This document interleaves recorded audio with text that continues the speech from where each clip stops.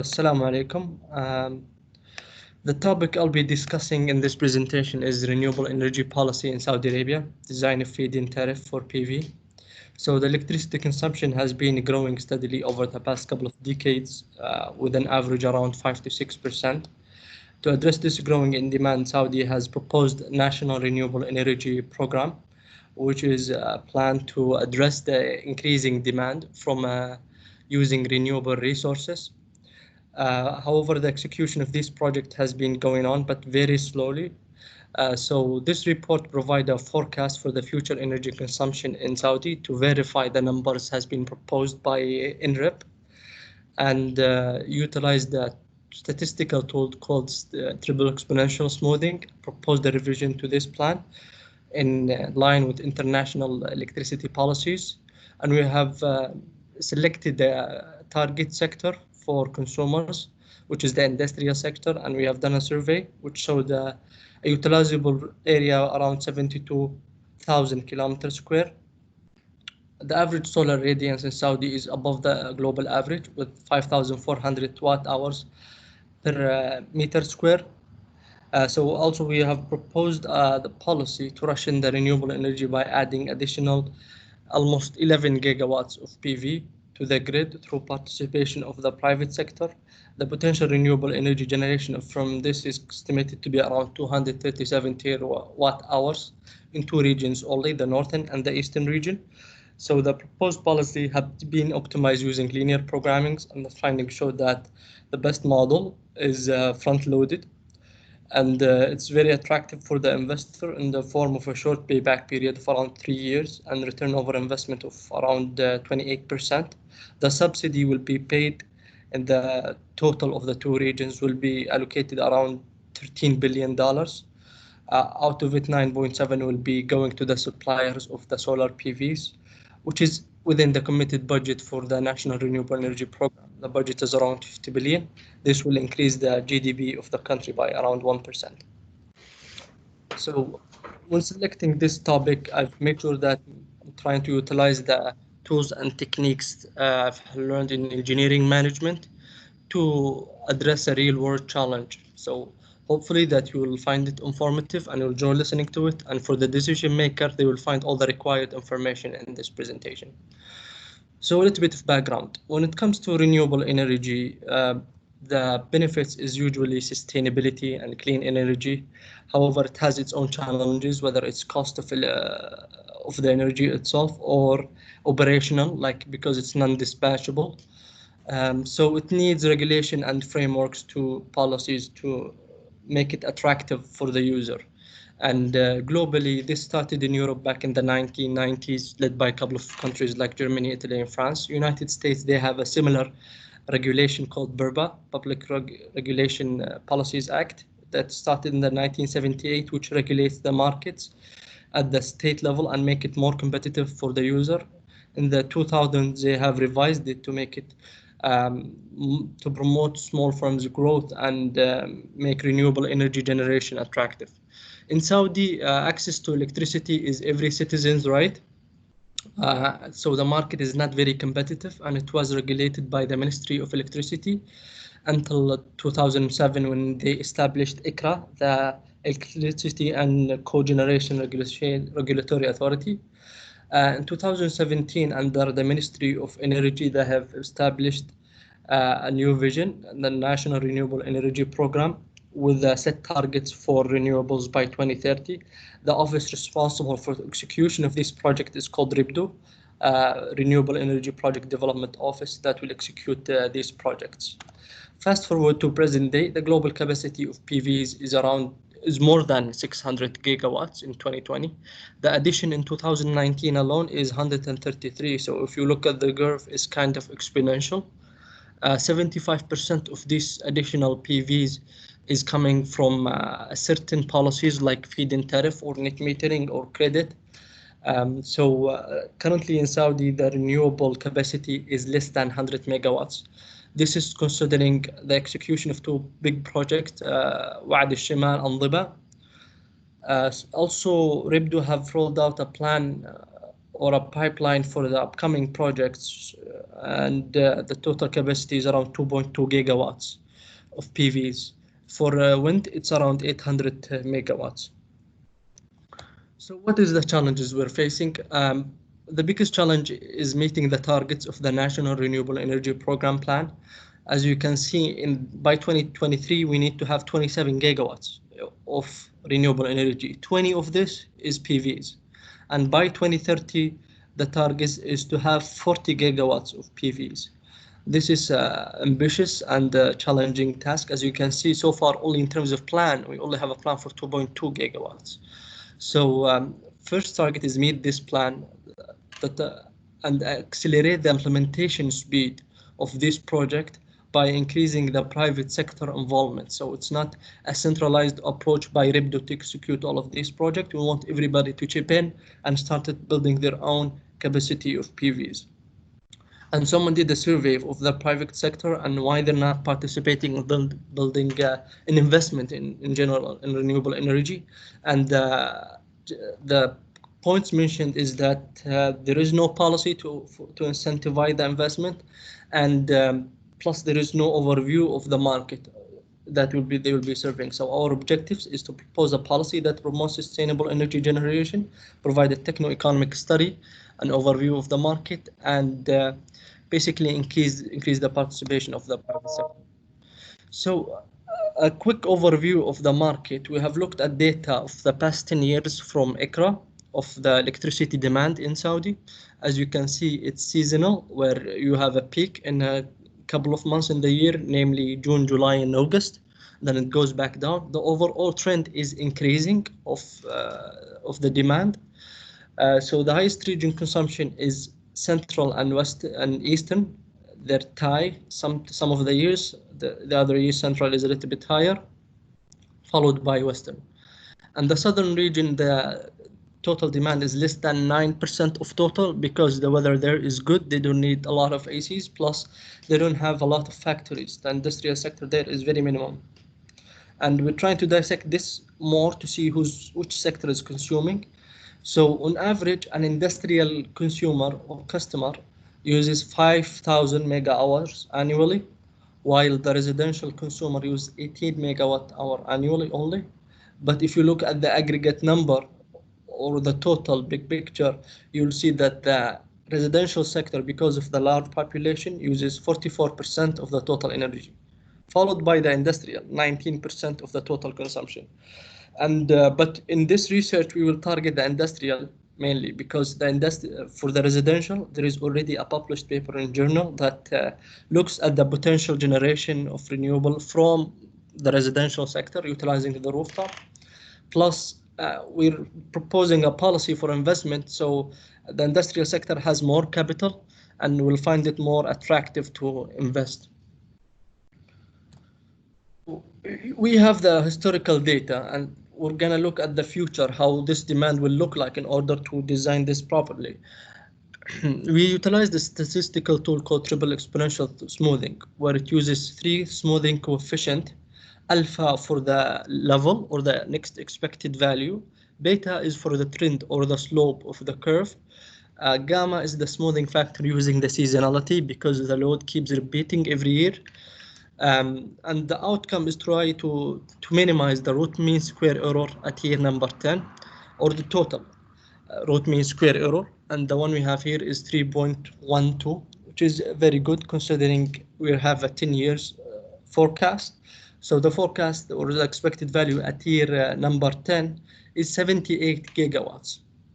As you can see from the graph here, it looks reasonable in terms of growth. The upper bound is 114. So we're also proposing a limitation on renewable energy generation. To be clear, each grid needs its own assessment to see what is the limit of renewable energy. However, there is a rule of thumb proposed by IRENA, which is the International Renewable Energy Agency, is if you go above 30% renewable energy penetration, you need a smart grid in place. And the smart grid is basically you need a couple of technology like demand automation, demand response, smart inverters, advanced metering system to be in place in order to control this intermittent sources. We don't have any of these in Saudi. So what we're targeting by 2030 is to have a 30% renewable energy penetration, and in parallel to have a plan for the upgrades of the grid. So if you look at the number we're proposing here to compare to National Renewable Energy Program, NREP, they're targeting 120 of demand by, or they're forecasting 120 gigawatts of demand by 2030. We're forecasting here 78 gigawatts. They're targeting 58 gigawatts of renewable. Because of the limit we're proposing, we are also proposing 23 gigawatts of renewable energy only. Out of this is 16 gigawatts of solar PV. So this is a more reasonable, achievable target to have 16 gigawatt in the next 10 years to implement versus 40. So methodology. Now we're gonna look at the PV system design and the potential generation. So we have reached out to a local supplier of renewable, specifically solar projects. They have implemented a project around 2 megawatts in Saudi, and they have provided us with a specification of a system that they have in the market, and a total cost of around 2.4 million to cover this load. We provided them with a load, industrial load, which is 5,000 megawatt hours annually, and they designed this system of having a capacity around 2.6 megawatts that cost $2.4 million. We utilize this information of this system, the efficiency and the size and all of this.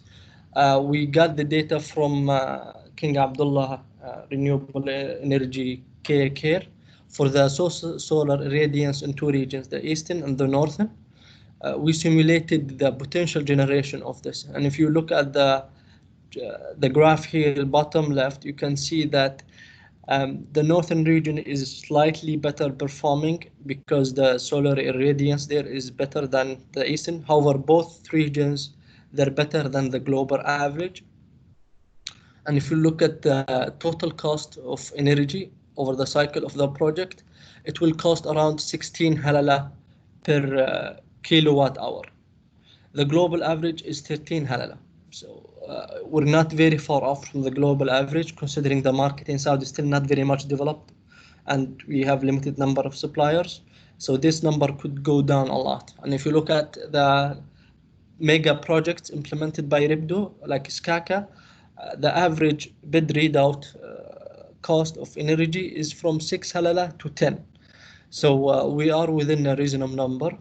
And if you compare this to a diesel generator in Saudi, because you have a big investment in the beginning, around for 1 megawatt, you need $200,000, which is 1 million, plus the cost of maintenance, and you have to replace it every 10 years, plus the cost of diesel fuel. You'll see it's around 70 halala per kilowatt hour. It's much higher. However, diesel have its own benefit of being able to run 24 hours and a high load factor. But when you look at it in terms of cost, PV is better in Saudi. So the consumers we're looking at here is the industrial, and there is some information from ICRA on total number of subscribers from the industrial sector, plus Modern provided similar numbers. As you can see, the number of factories has been increasing over the past couple of years, and the biggest portion is located in eastern, central, and also the northern area. There is no direct information about the sizes that can be utilized, so we utilize the tool called Daft Logic, that online tool that gives you kind of like Google Maps, but you can calculate the areas. So and we estimated the factories in 3 categories: small, with a size around 3,000 meters square; medium one was 7,000 meters square; and the large one was 15,000 meters square. And utilizable area will be around 90% of this size, because of the installation, and for the maintenance you need to have some space between them. So if you look at the bigger picture, you have a total utilizable area in the 2 regions alone of 72,000 kilometers square. So we have the number of subscribers, we have the design of the PV and the irradiance. We have done a literature survey to see what is the followed policies for FET. and some of it has been eliminated because it depends on the market price of electricity. In Saudi, it's independent. It's fixed throughout the year, 18 halalat per kilowatt hour. So we utilize these models. You can see first one is fixed throughout the period, where the government pays the supplier of this renewable energy a fixed rate. The second one is front-loaded, where in the beginning it's high, then it goes down at a certain year. And then the fourth and fifth one is similar to the second one, but it goes in multiple steps. The fourth one, every 5 years it goes down. The fifth one, every 4 years it goes down, so in 5 steps. The last one is inflation adjusted, where it will be increasing every now and then to adjust for inflation. We assumed 2% inflation here.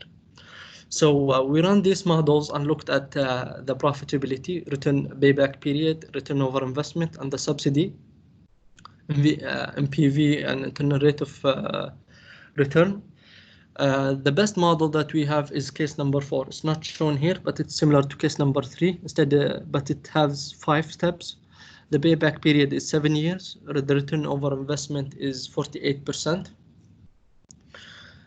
So this is the best one of these for Dhahran and Dhiba in the both regions. For Dhiba, payback period is 6 years because you have more energy, so you can sell more. But it's not the best one overall because we have selected the model ourselves and we kind of put the numbers there. So it needs optimization.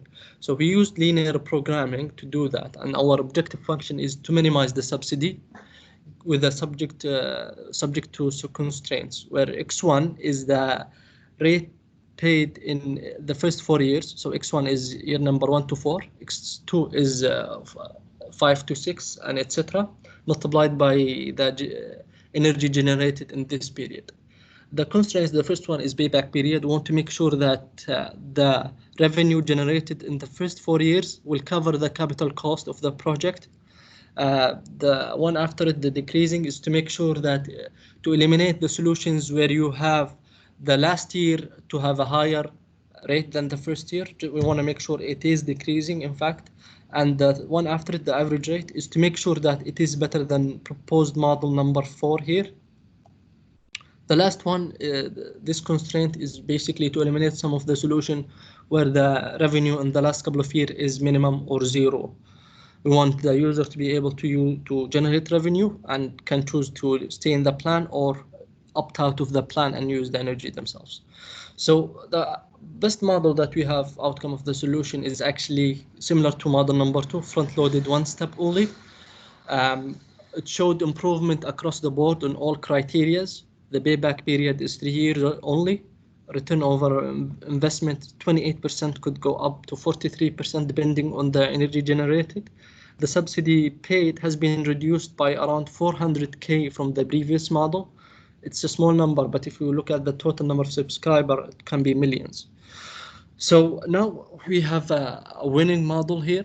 If you apply it to total number of factories to look at the bigger picture, you have the model, you have the number of factories, and the system design, we could generate the overall potential generation. So as you can see here in the table, the total capacity that can be added is around 10.9 gigawatts, and the energy annually generated is 11 terawatt hours, which is sufficient to cover 48,000 factories annually. Over the 20 years period is 237 terawatt hours. The subsidy paid for this capacity is around $13 billion. 9.7 will be paid to the suppliers of the system, to the manufacturer, to the O&M. So it's pumped directly to the supply chain of renewable energy in Saudi. 3.52 billion is the return over investment for the investor. This is what makes it attractive, and it will create the rush in the installations. So in summary, what we have done here is basically looked at the National Renewable Energy Program and tried to refine the numbers to make it more achievable in the short and long term. We have proposed a policy that will incentivize the private sector to help rush in this renewable energy and to decentralize from one approach that is being executed by the government into bringing everybody on board. The local expenditure will be around 9.7. This will create a huge demand. A lot of companies will open facilities because you'll be manufacturing over 1 million solar panels cells here in Saudis because of this demand. Um, the levelized cost of energy is already around 16 hala per kilowatt, and it will decrease if you create this amount of demand. The government subsidy paid is 13 billion. This is in line with the budget of 50 billion, and it will add 10 gigawatts.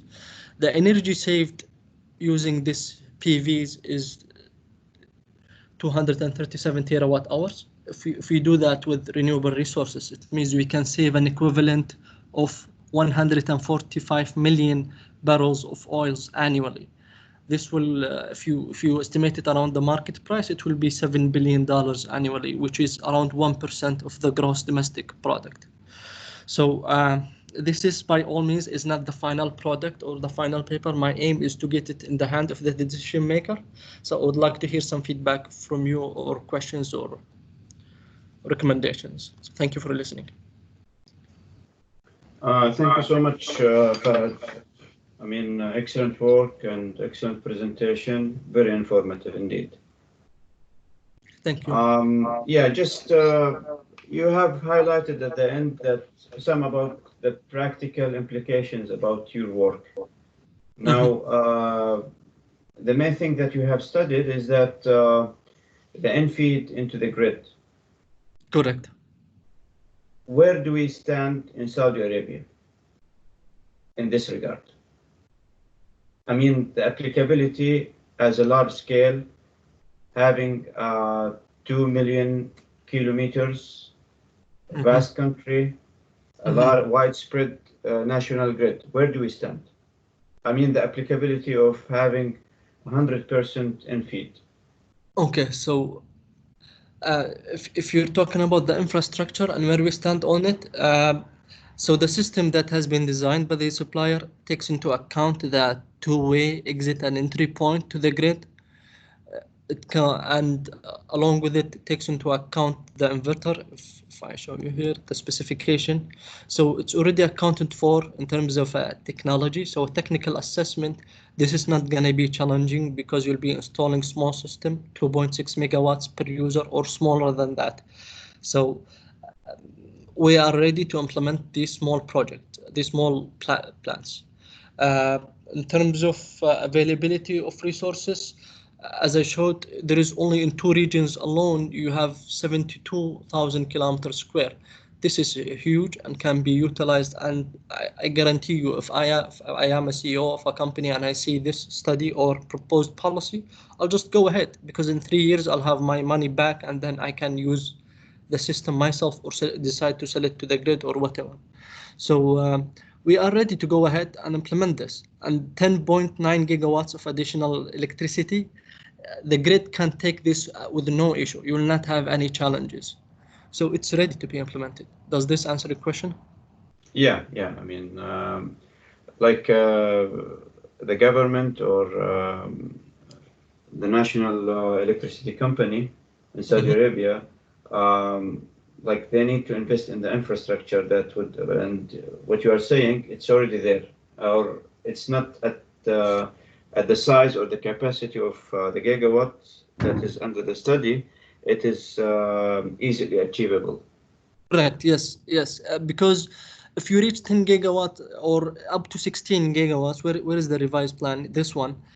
So this is considering 30% limitation. If you are less than this limitation, then they don't need to do any upgrades.